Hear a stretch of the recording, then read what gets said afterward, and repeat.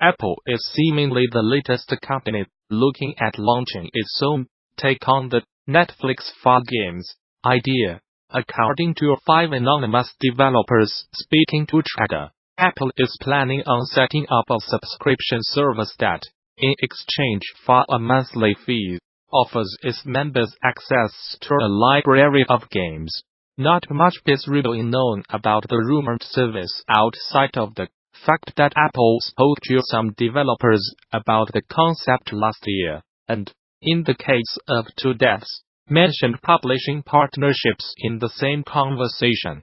Several companies have their own flavor of this kind of service, either already out or in the works. For instance, X has Game Pass, Undead has its Origin Access Premier. Both of those services give players access to a vault of games in exchange for a monthly fee. Other companies have been working on cloud-based subscription services that host games on a remote machine, rather than downloading them directly to the platform being used. Microsoft and Google have officially announced their yet-in-development spins on a streaming game subscription service, Project Cloud and Project Stream, respectively. While Verve and Amazon are both rumored to have similar services in the works, just from the details provided to Trader. However, it's difficult to guess which road Apple will take its rumored service down if the project ever sees the light of day. Choosing 10 game developers who left their mark on 2021 teased the achievements we saw from game developers, from indie to AAA, were incredible. The way game developers are telling stories, serving their audiences, and helping their employees stay happy, healthy, and creative are revolving year by year. Looking back and seeing all the good stuff game devs have done this year reminds us how games are small miracles, and the people making them are some of the most gifted people around. As always, our annual top 10 list of game developers is not necessarily made up of devs that made the best games, or the most financially successful, or those that does not hurt anyone's chances of making the list. These are the developers and studios that left their mark on this year, in a meaningful way, shaping the art and business of making games. Below, in alphabetical order, are the 10 individual developers and studios, selected by Gamasutra's writers, that exceeded our expectations and pushed creative, commercial, and cultural boundaries. We have known that Warsaw, Poland-based 11-bit studios is capable of a unique brand of mechanics and systems-based narrative, particularly with 2014 Best This War of Mine. This year's Frostpunk iterate on that approach with outstanding results, making players care for the hundreds of displaced denizens of London. But 11-bit is not on this list, just because the studio released an outstanding game this year. 11-bit solidified its reputation for top-tier storytelling with Frostpunk, establishing a method of storytelling in games that 11-bit led designer Jakub Stokolski calls a values-driven game design approach. This practice uses conflict as the narrative base, which of course is a common approach. But 11-bit has formulated a unique way to make conflict an integral part to every aspect of a game's design, and inject meaning into a web of intersecting systems and mechanics.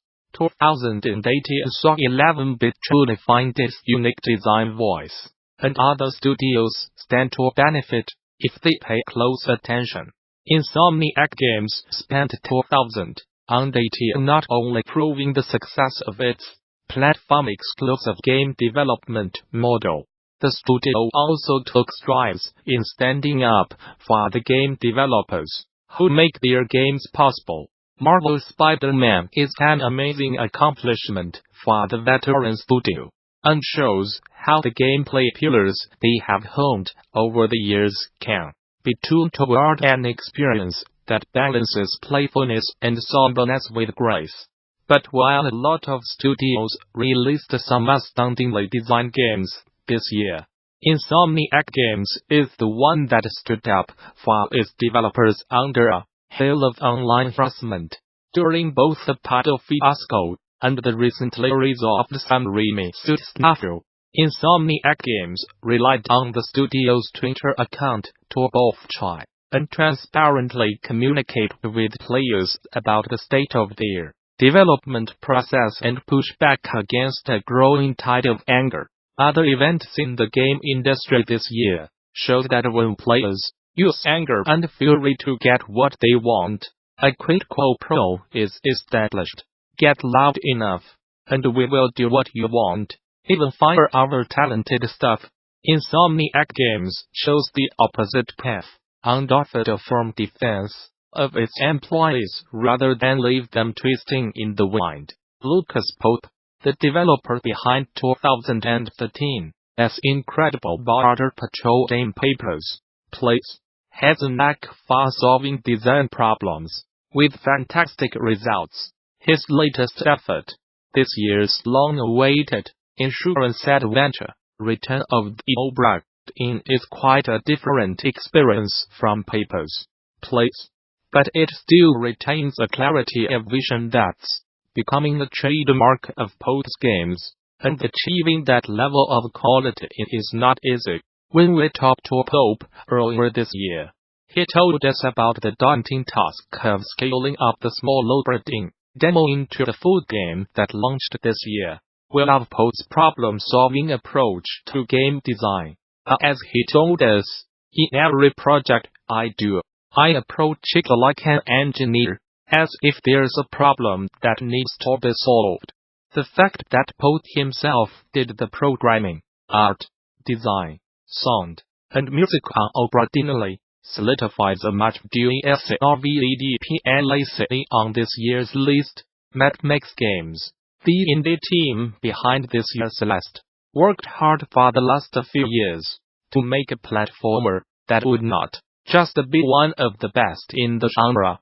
Through Celeste, the studio would also talk about anxiety and depression, real-world problems that players and developers tackle every day. That sense of connected mood between the player and the game heroine seeps into every part of CELST's being. Layering synth-driven score is an amazing tool to help guide the player through Madeline's headspace. Studio Mini Boss broke ground with a pixel art aesthetic that only nods briefly to the retro era before striking out on its own. And Matt Fossen and Noel Berry, together, deserve credit for looking at the hundreds of levels they nearly threw out on just going, sure, and putting them back in the game. Not only is Celeste a noteworthy addition to the platformer genre, it's a challenging game with an assist mode embodies the game's ethos about approaching challenge. It's not a difficulty reducer. It's a granular tool to help players of different skill sets enjoy the game. Max Games would kick off a whole year of developers showing how accessible their games could be, and to do so in a genre known for being, well, inaccessible was an inspiring precedent to set. Microsoft has had a busy year, no matter how you look at it. 2018 saw the company go on an acquisition spree, so prolific that it earned a spot on our top 5 events of 2018 roundup. But the reason Microsoft has once again landed itself on a Gamasutra end-of-year list is the company's powerful push for accessibility and inclusion in video games. This year, Microsoft released the X Adaptive Controller as an official, first-party answer to a long-standing need for a more accessible and adaptable ways to play games. The X Adaptive Controller itself offers 2 large face buttons, but allows for a variety of external input devices that range from one-handed joysticks and foot pedals to standalone switches in a variety of sizes. Players that might have previously struggled with a traditional controller now have many more ways of comfortably playing games in both X1 and Windows 10. It's a physical reflection of other inclusivity-driven programs Microsoft has rolled out in recent years to make its platforms more welcoming to a wider range of players, such as Lost YARS MPOFSX Live Avatars to include options for prosthetics, wheelchairs, and more. We make games that linger in hearts and minds.